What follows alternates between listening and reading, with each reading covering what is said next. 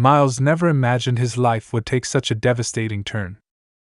At 28, he was happily engaged to Dakota, a vibrant 27-year-old he had met in college. They bonded over their shared love for environmental science and adventure, and everything seemed perfect as they planned their wedding. However, 3 months before the big day, Dakota began to change.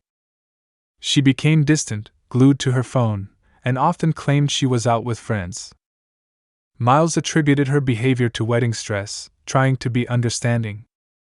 But one fateful day, everything shattered when he walked in on Dakota in bed with Chris, her ex-boyfriend from high school. The betrayal cut deep. As Dakota pleaded for forgiveness, Miles was in shock, unable to comprehend how she could do this to him.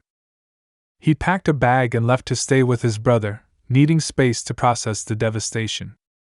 Days turned into weeks of emotional turmoil. Dakota bombarded him with messages, alternating between apologies and anger. Finally, Miles reluctantly agreed to meet her, only to learn she was pregnant and uncertain about the child's paternity. She suggested they raise the baby together, regardless of whose it was. Furious, Miles demanded a paternity test. When the results confirmed he was not the father, he felt relief but also sadness. Dakota refused to accept the news and continued to harass him, spreading lies to friends and family, painting herself as the victim. Miles knew he had to protect himself, and filed for a restraining order.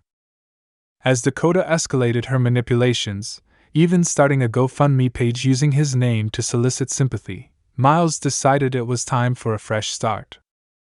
He accepted a job offer in Seattle and moved, focusing on healing and exploring new friendships. Months later, he received a call from Chris, Dakota's ex, who shared his own experiences with her. This connection helped Miles feel validated. He wasn't alone in his struggle. Now, Miles is cautiously dating again and working through his trust issues in therapy. He reflects on how close he came to being trapped in a toxic relationship and feels proud of his decision to walk away. To anyone facing a similar situation, his advice is clear: trust your instincts, refuse to accept unacceptable behavior, and don't hesitate to cut toxic people out of your life. Now, he feels hopeful about the future, ready to embrace whatever comes next.